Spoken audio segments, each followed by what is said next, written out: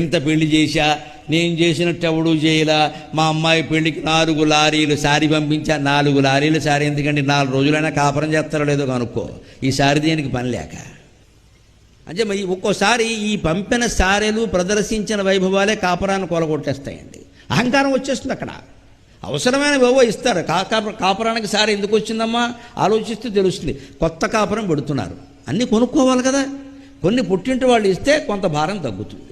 అందుకని ముందు ఏదో 10 రోజులకు సరిపడి ఏదో ఇవ్వాలి. జీవితాంతం సరిపడేవక్కర్లేదు. ఊరంతా పంచిపెట్టడం దేనికో తెలుసా? ఊరంతా పంచిపెట్టడం ఎందుకు?